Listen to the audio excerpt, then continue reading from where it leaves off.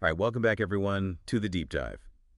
We're diving into a topic today that's so fundamental to how organizations all over the world function and evolve.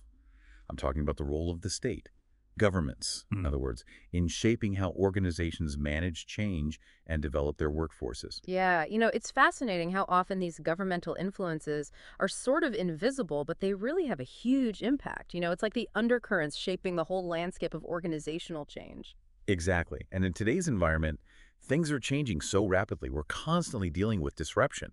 Having a solid understanding of these underlying forces, these state-level forces, can be a real game changer for anyone involved in organizational transitions. It absolutely can. And that's what we're going to dig into today. Think of this as your crash course on understanding these often hidden forces. We've been looking at some research that highlights two main ways that states tend to approach this, what we're calling state-oriented systems and voluntarist systems. Plus, we'll be taking a look at how things play out in emerging economies where the dynamics can be quite different. So our mission today is to break down these different approaches, see how they play out in the real world, and then most importantly, connect the dots for you. How can you use this knowledge to navigate change more effectively, no matter where you are in the world? Exactly. Because the bottom line is that these state-level choices, they end up impacting you, your work, your career. So let's start with these state-oriented systems. What exactly do we mean by that? Well, let's unpack that. What does a state-oriented system actually look like in practice? All right, so in a nutshell, state-oriented systems mean you've got significant government involvement in guiding organizations. You'll see this especially in areas like workforce training, innovation, and how businesses manage transitions like automation or industry shifts. Think regulations, financial support, and a big emphasis on collaboration between employers, labor unions, and the government. That's what's often referred to as social dialogue. Got it. So it's not just the government dictating things, it's more of a partnership. Exactly. It's about creating a more coordinated approach. And the research gives us some really good examples to illustrate this. Germany, for instance, has a really interesting system. Right, Germany. Right. I was particularly intrigued by their dual education system. Yeah, the dual system is quite unique. It combines formal vocational training with hands-on, on-the-job experience. It's a really effective way to create a consistently skilled workforce pipeline for their industries. And this ties back to what Payne and Keep were talking about back in 2005. They highlighted how this strong social dialogue, bringing employers, unions, and the state together, it makes it so much easier for organizations to adapt to change. You've got a built-in framework for working together. So that's a huge plus in terms of stability and planning for the long term. But is there a potential downside to this approach? I mean, does all this structure ever become a hindrance, especially when things are moving so fast? That's a really insightful question, and you're right to point that out. While stability and a long-term vision are strengths, they can also be a double-edged sword, right? The very regulations that provide structure can sometimes make it tough for organizations to react quickly to sudden disruptions or unexpected market shifts. Interesting. So it sounds like it's a trade-off. You gain stability, but maybe sacrifice some agility. Right. It's about finding the right balance, which isn't always easy. Absolutely. So let's move on to another example, Norway. What's distinctive about their approach? Norway's fascinating because they also have a very strong state presence, but with a different flavor. They really prioritize proactive public policies, especially when it comes to preparing workers for future changes, particularly those driven by technology. Oh, that sounds interesting. Any specific examples? Yeah, a good one is how they've been actively supporting the adoption of green energy technologies through targeted programs. This was highlighted in Lloyd and Payne's 2019 research. They've also got very influential trade unions, ensuring workers' voices are heard and their needs are factored in during these transitions. So it's like a proactive, forward-looking approach where the state is really taking ownership of preparing the workforce for the future. Exactly. They're not just reacting to change, they're trying to anticipate it and get ahead of the curve. And then we have Singapore, which the sources describe as a kind of hybrid model. How does that work? Singapore's system is a really interesting mix. They've got a very active government, mainly through funding initiatives like Skills Future, which gives financial support for skills development. But they also have really strong incentives for the private sector to get involved. So it's not just top-down, there's a bottom-up element as well. Exactly. Grigolis actually pointed out back in 2007 how effective this combination is in enabling Singapore to plan for the long term while staying responsive to market demands. It's a real strength in navigating disruptions. So it seems that one key takeaway from these state-oriented systems is that when governments take a more active and coordinated role, it can foster more resilient and innovative organizations over time. You hit the nail on the head. What these examples show us is that deliberate state intervention, when done well, can create an environment where businesses are much better equipped to adapt and where workers are more likely to have the skills they need to thrive in the future. So let's shift gears now and talk about these volunteer systems where the state takes a much more hands-off approach. What are the defining characteristics of these systems? Okay, so voluntary systems are almost like the flip side of the coin. They really contrast with the state-oriented models. Here, the driving force is individual employers. They have the freedom to decide how they'll approach worker development and organizational change with very little government intervention. It's like the free market approach applied to workforce development. Exactly. The underlying principle is that the market knows best. Companies will naturally compete and innovate, and that will lead to the best outcomes for everyone. Okay, and the UK is presented as a key example of this. What's the situation there? The UK is a really interesting case study. They've seen a decline in trade union influence and have relatively limited state regulations in this area. And Payne and Keep, back in 2005, argued that this hands-off approach has led many employers to focus on short-term cost cutting, often at the expense of strategic investments in things like retraining. They even went so far as to say that some retraining efforts were basically tokenistic, not really addressing the underlying need to upskill the workforce for the long term. So it's like they're just checking the box rather than making meaningful investments. Yeah, that's the critique. But here's where it gets interesting. The most recent data we have indicates that the UK government is actually starting to shift gears a bit. They're beginning to collaborate more actively with trade unions and are putting in place tax policies that are impacting the private education sector. So there are some signs of a potential reevaluation of this purely voluntarist approach. That's a noteworthy development. It suggests that maybe a purely hands-off approach isn't always the most effective. Yeah, it definitely raises some questions. So let's talk about the USA. How does it fit into this voluntarist model?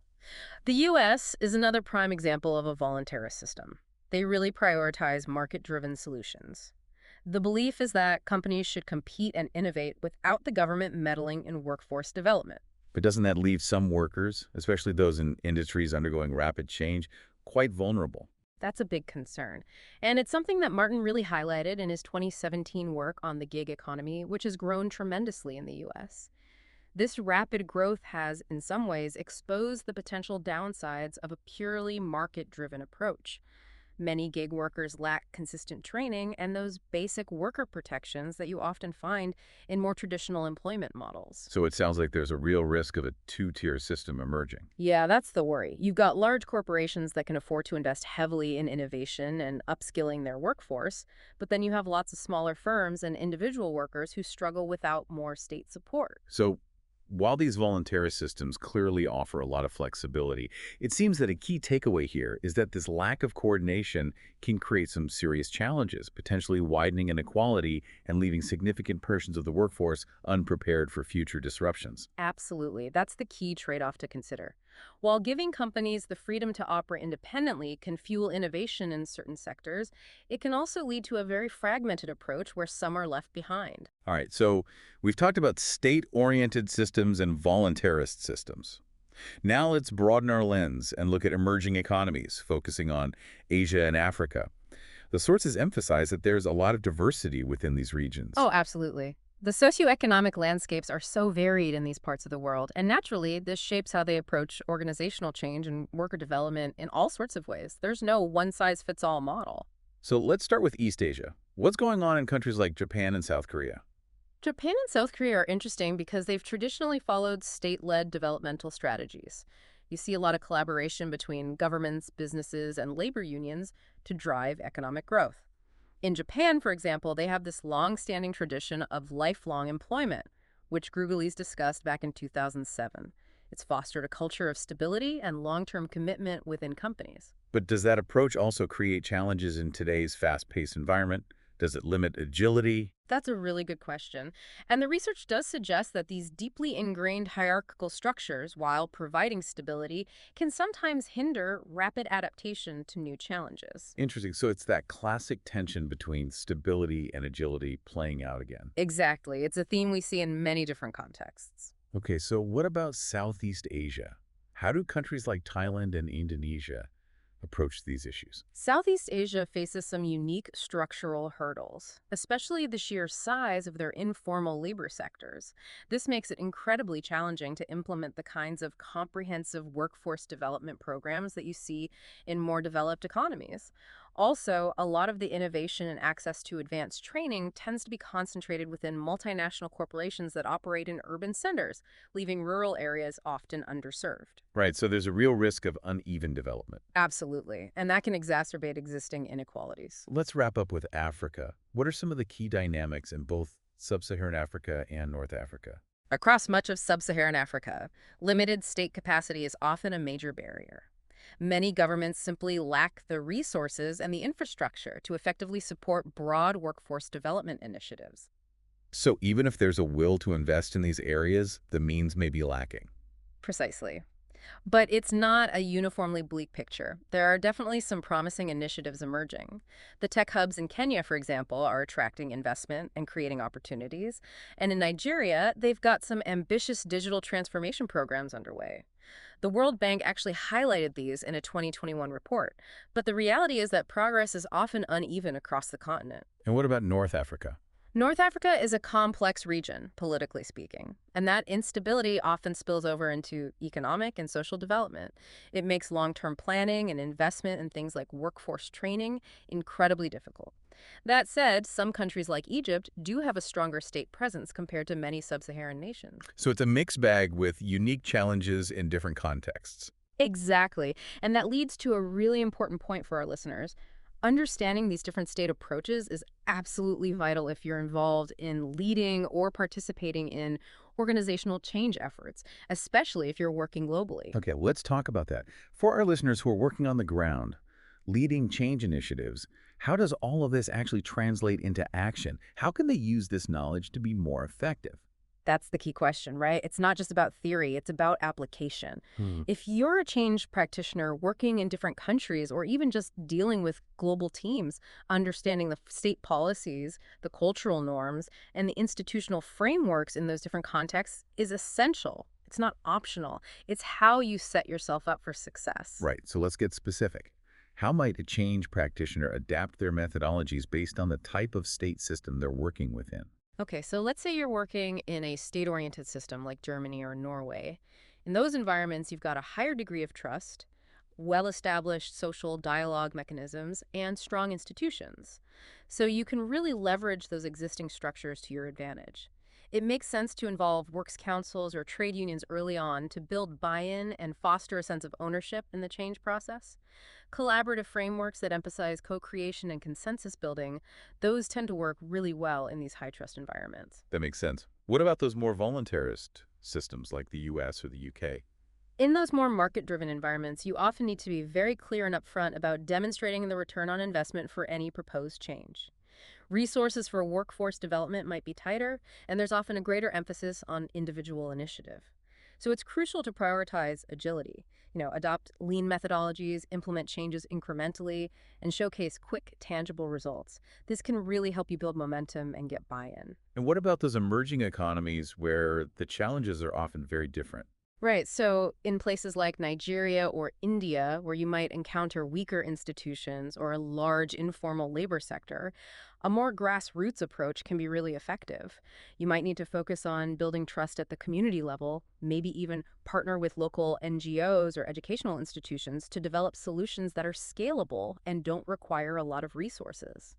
So it's about being resourceful and really understanding the local context. Absolutely. You can't just import a cookie cutter approach. And we can't forget about the human element, right? Culture plays a huge role in how people respond to change. How does this intersect with these different state approaches? Culture is absolutely critical. Let's say you're working in a culture with high power distance, where hierarchical structures are deeply ingrained. In those situations, you're going to need to work closely with senior leaders to get their buy-in and support. It's often a top-down approach. And it's not just about getting their approval. It's about making sure they actively champion the change. Exactly. You need their influence to drive the change throughout the organization. But at the same time, you can't just stop there. It's equally important to empower middle management to act as change champions who can effectively communicate with and support the frontline workers. So it's about striking that balance between top-down direction and bottom-up engagement. Precisely. What about in those cultures with lower power distance, like in Scandinavia? How does that change things? In those more egalitarian cultures, inclusivity and active employee involvement are absolutely paramount. If you try to force change on people without engaging them in the process, giving them a genuine sense of ownership, you're likely to meet a lot of resistance. Participatory techniques like workshops and focus groups can be really valuable in those contexts. So understanding the power dynamics within a culture is crucial to tailoring your approach. Absolutely. What about the idea of aligning change initiatives with state policies? How does that play into all of this? That's a smart strategy, especially when you're working in proactive states like Singapore or South Korea. Look for ways to integrate state-sponsored training programs into your change initiatives. Make sure your organizational goals are aligned with those national priorities. It's like having the wind at your back. And Singapore's Skills Future is a great example of that, right? It is. And conversely, if you're in a country with minimal state intervention, you'll probably have to take on more responsibility for workforce development. That might mean developing in-house training capabilities or partnering with private providers. So it's about understanding what resources are available and where the responsibility lies. Right. Let's talk about resistance to change, which is something every change practitioner has to deal with. Do these different state contexts influence how that resistance might show up and how you should handle it? Definitely. In those high-trust environments like Germany or Japan, you might encounter less initial resistance because there's already a strong foundation of trust in institutions and processes. But the expectations for transparency and fairness will be very high. So consistent communication, delivering on your promises, those things become even more critical. And it's about building on that existing foundation of trust, not taking it for granted. Exactly. And then on the flip side, in lower trust environments, maybe parts of Africa or Southeast Asia, you might need to focus on building relationships and demonstrating tangible benefits early on to really overcome that initial skepticism. So it's about proving yourself through actions. Right. And of course, we can't ignore the role of technology in all of this. It's a powerful tool for driving change, especially on a global scale. Absolutely. Technology can be a huge enabler. Think about e-learning platforms that allow you to deliver standardized training, but also tailor it to specific local contexts. Data analytics can help you identify skill gaps that need to be addressed, and virtual collaboration tools make it much easier to communicate and coordinate across geographical boundaries. It's like having a whole new toolkit for managing global change. Exactly. It opens up a lot of possibilities. So as we wrap up this deep dive, I think it's really important to underline that all of this discussion about state approaches to organizational change and worker development, it's all highly relevant to any form of change management. But there's something else to consider. The specific methodologies and examples we've discussed today, they tend to align more closely with traditional, often linear, change management models. That's an important nuance. These established frameworks, with their focus on detailed planning, step-by-step implementation, and controlled transitions, they're often well suited to those more stable and predictable environments that you see in many state-oriented systems. Right. But the world is becoming increasingly volatile and disruptive, and there's a growing awareness that we need more agile and adaptive approaches to change management. Some people call these causation and effectuation methods. They're about moving away from rigid planning and embracing more experimental and adaptable strategies. Exactly. It's about iterative experimentation, continuous learning, adapting to emerging circumstances in real time. And while our discussion today has mainly focused on the state's role within these more traditional change frameworks, it's important for our listeners to think about how these different state approaches might either help or hinder the adoption of these more agile and emergent change strategies in the years to come. So it's about understanding not just the current landscape, but also how it might be evolving. So here's a final thought to leave you with. How might the dominant state approach in your region or in your industry be either helping or hindering this shift towards more agile and adaptable change management strategies in the face of all this disruption that we're seeing? What are the underlying assumptions about who is responsible for worker development and for building organizational resilience in these different systems? It's a question that should really get you thinking about the bigger picture and the direction that organizational change management might be heading in the future. Indeed. Well, thank you so much for joining us on this deep dive. We hope it's been insightful. Until next time.